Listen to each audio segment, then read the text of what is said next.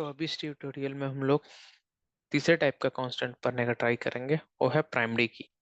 ठीक है, तो प्राइमरी की का हम लोग क्या यूज है। प्राइमरी की भी ऑल्सो एक यूनिक की है जिसमें डुप्लीकेट रिकॉर्ड अलाउड नहीं है। बट प्राइमरी की में एक ओनली डिफरेंस है कि इसमें हम लोग नल भी इंसर्ट नहीं कर सकते, जो कि यूनिक की में कर सकते हैं क्योंकि वो एक ही बार होता है। बट प्राइमरी की या नल भी अलाउड नहीं करता है। ठीक है, तो हम लोग मूव करते हैं और फिर से क्रिएट टेबल करते हैं। Create table test1। ओके,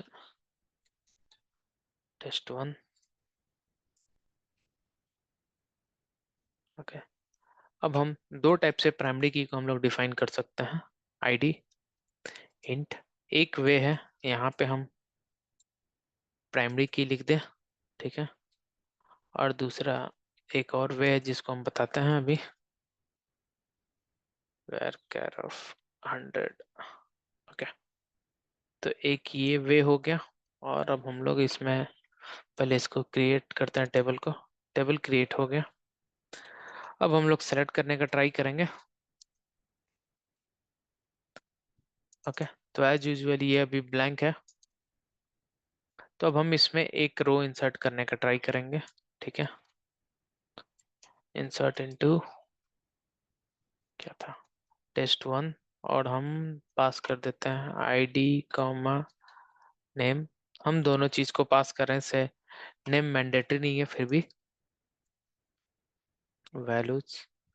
अब हम आईडी के लिए 1 पास किए और नेम के लिए हम पास कर दिए फिर से रेप्टर। ठीक है, तो अभी हम इसको इंसर्ट करेंगे तो सक्सेसफुली इंसर्ट होगा। इसको नेक्स्ट टाइम रन करेंगे तो ये अपने को एक एरर आएगा पीके, जो कि डिनोट करता है कि ये प्राइमरी की है। और यहाँ पे लिखा हुआ है primary key constraint can not insert duplicate rows. ठीक है, तो ये अपने को डुप्लीकेट रो अलाउ नहीं कर रहा, बट यही अगर हम 2 ट्राई करेंगे तो 2 इंसर्ट हो जाएगा। ठीक है, तो ये एक तरीका है प्राइमरी की डिफाइन करने का और कोई भी की डिफाइन करने का। इंसर्ट अब हम दूसरा तरीका ये बताते हैं, हम जस्ट इसको बता नहीं, हम बस उसको यहाँ पे एक एग्जीक्यूट करके दिखा के केवल छोड़ देते हैं। दूसरा वे है, हम एक और टेबल क्रिएट करते हैं और इसको यहाँ पे हम बस एक की डिफाइन किए। ठीक है, इंट हो गया। अब हम क्या करेंगे कि अब हम यहाँ पे कॉमा दिए और अब हम डालते हैं प्राइमरी की, और यहाँ पे अब हम डाल सकते हैं आईडी, तो भी ये सक्सेसफुली काम करेगा। ठीक है, इसको भी हम एग्जीक्यूट करते हैं फिर बताते हैं। देखो, तो ये भी सक्सेसफुली क्रिएट हो गया।